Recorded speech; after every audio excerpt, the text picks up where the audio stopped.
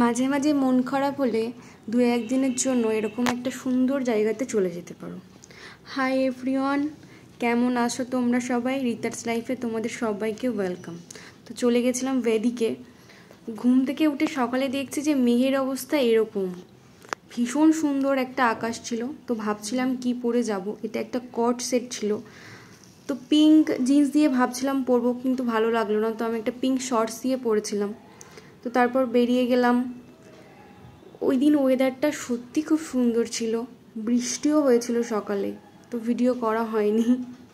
তো আমি বেরিয়ে পড়েছি, মজা তো হচ্ছিল ভীষণই, সেরকম রাস্তাতে জ্যামও ছিল প্রচুর।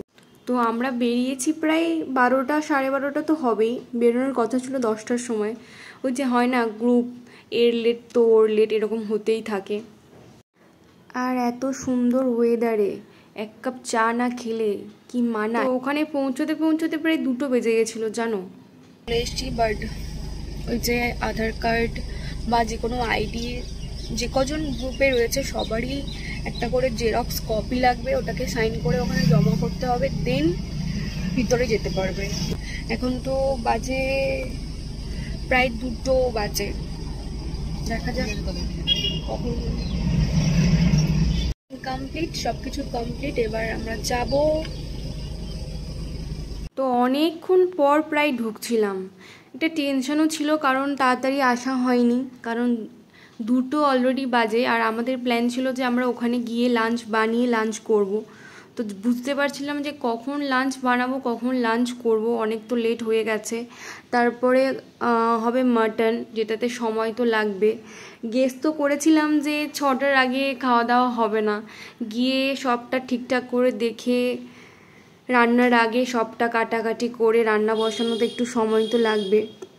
তো ওখানে যাওয়ার পরে আমার ওখানে গিয়ে একটা ফ্রেন্ডের সাথে আলাপ হয়ে যায়। এই দেখো চলে এসছে ও, জানি না আমি যেখানে যাই ওর মতো এরকম 1-2টো বন্ধু আমার কাছে চলেই আসে।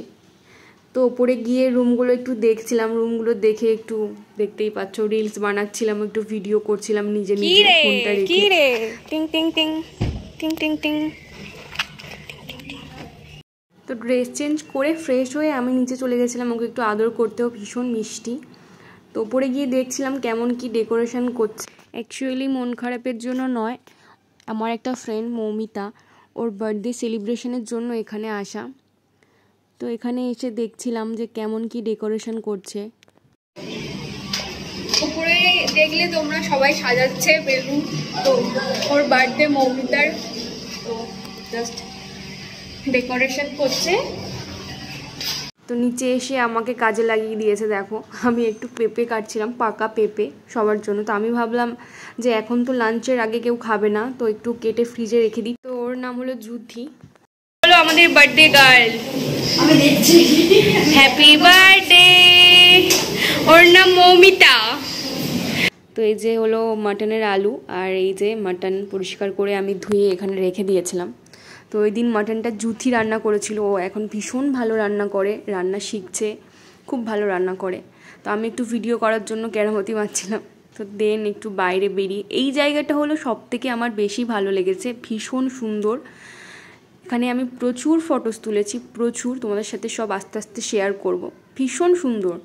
তো রান্নাবান্না শেষ করে খেতে খেতে বেজে গেছিলো প্রায় 7টা।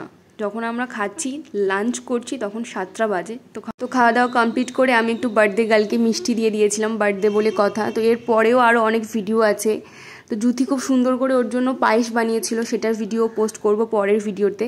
তো তোমরা সবাই ভালো থেকো, ভালো লাগলে লাইক কমেন্ট শেয়ার করো। টাটা।